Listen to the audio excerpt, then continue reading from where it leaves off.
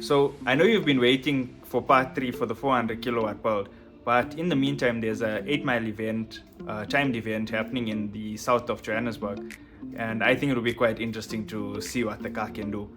It is worth noting that the clutch is quite hard and it slips in high boost, so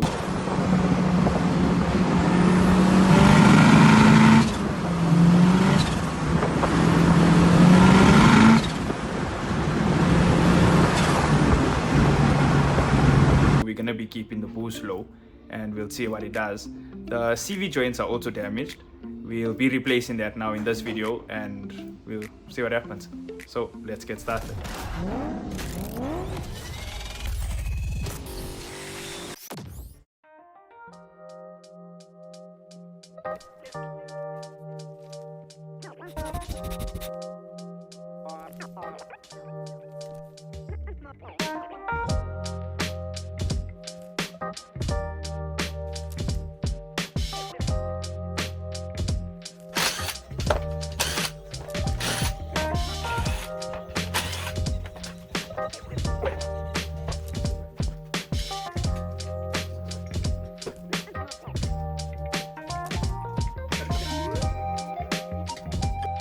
Ray checking out the new parts that we got. Probably knows it won't last very long. So here we got the replacement CV joints. This is the outer CV joint and this is the inner one. Really frustrates me that it's not the same brand, but this was all I could get. And in here you get the normal rubber boot, the large outer CV, some hardware, some grease, and same for the inner. This outer CV is leaking quite badly. You can see all the grease there. And I think this one is making quite a noise also. And I just need to get to those drive shaft bolts. Okay, so now I'm just gonna try and remove all those bolts, loosen the dog nut this side, and get the new CVs fitted. So if you've done this job before, you don't need me to tell you what a headache this can be sometimes. The space is a bit limited, but yeah, it's not a necessarily difficult job, but it is a bit tedious. You just have to get them one bolt at a time. You rotate it until you get the bolt that you want to get out in the position you want, and you can get it out. You don't need an impact gun, but it really does help. If you don't have an impact, then you just need to find a way to stop the axle from rotating. You can either put a screwdriver through the brake disc and lock it against the brake caliper, or you have a friend hold the brake pedal for you while you loosen each bolt. While I'm removing this drive shaft, I would really appreciate it if you could like, subscribe, and click that bell icon at the bottom just so you can be notified of when I do post the next video. So yeah, I'm just loosening the ball joint because I find it a lot easier this way, because I can drop the control arm and move the whole hub assembly out of the way to the side. It does create a little bit more space for you to pull the drive shaft out. Okay, so in case you don't know how to replace your CV joints, this is the inner one on the shaft that attaches to the gearbox, and this is the outer one that comes by the hub. You would want to clip all your cable ties or whatever clamps, or proper clamps you're supposed to have. Their cable ties don't work. And here inside, you just have to remove. There's a clip here.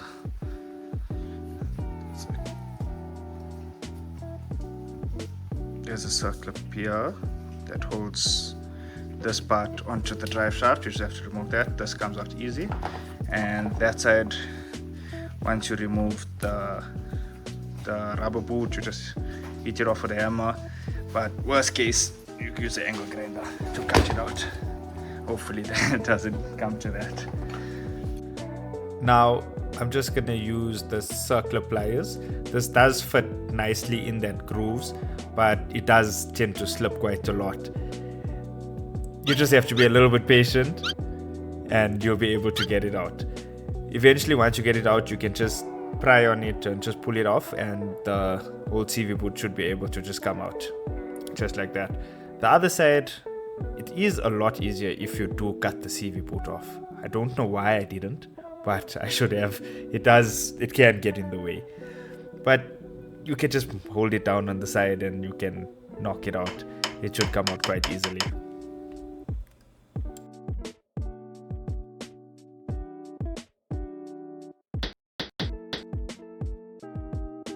Okay, so now we got both ends, the CV joints off. Just gonna give this a good clean, and now that we got all the parts clean, I'm gonna start with the outer CV joint. All you want to do is you want to get some grease in here, which comes in the box, and we have to fit the new circle up on that locks inside here. But first you have to make sure you put the rubber boot onto the drive shaft. Okay, now we got the rubber boot on. Just have to open this bag here to get to the new hardware.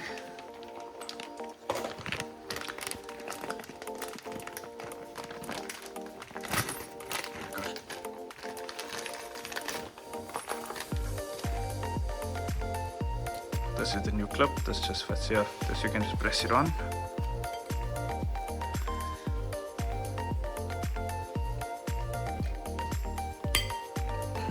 Just like that. And then we want to get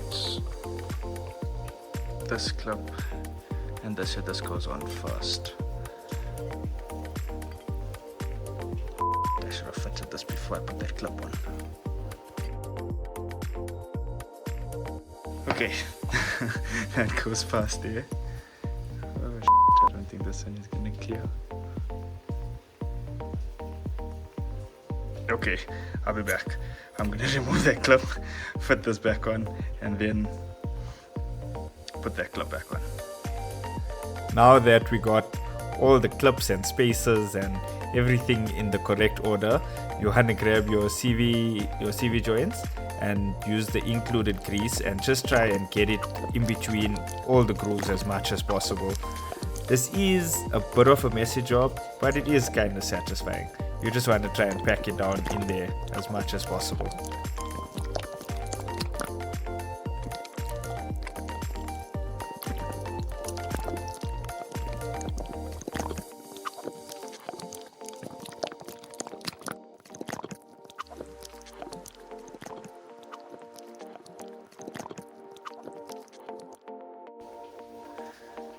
Now that you have all the grease filled into your drive shaft, I just like to wipe it, make it a bit neat, and this just goes straight on top here, and you can knock it down from the top with the hammer till it's seated properly. Sorry, forgot. I like to add the old mat on top just to protect the threads.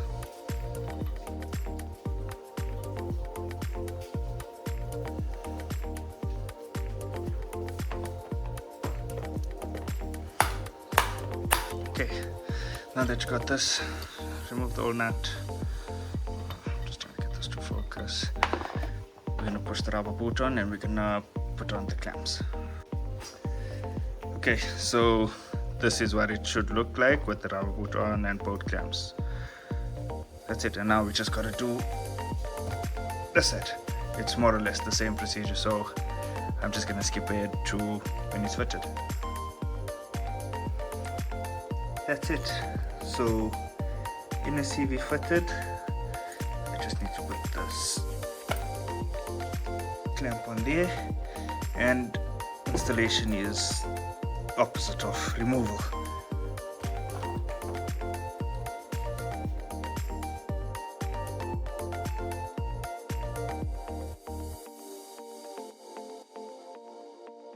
Okay, so finally we got the wheels back on the car.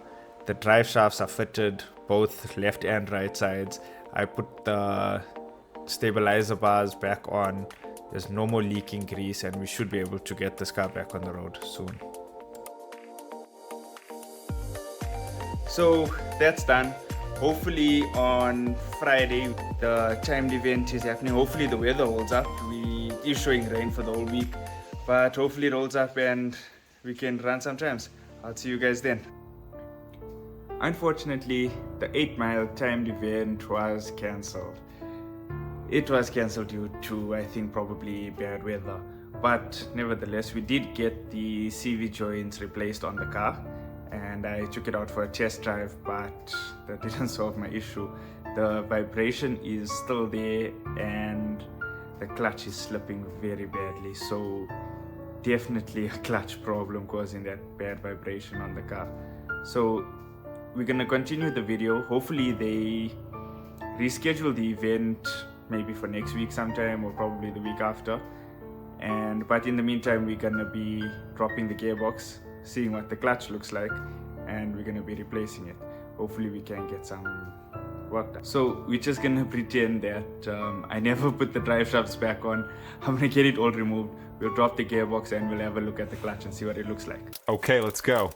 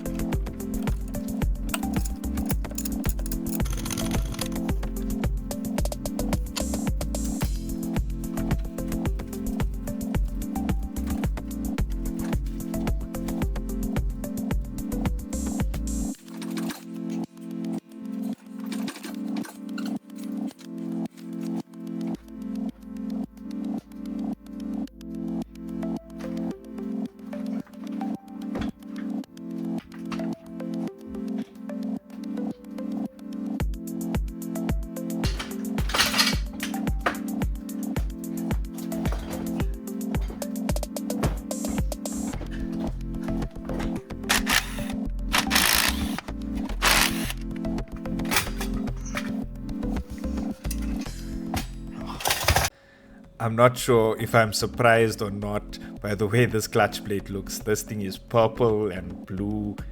Generally when it's new, it's got like a brownish copperish color to it, but this is burnt quite badly. And on the pressure plate side, I'm not expecting it to look any better. Here you can see the pressure plate is practically looks the same. It's also been heated up quite a lot, and yeah, definitely needs to be replaced.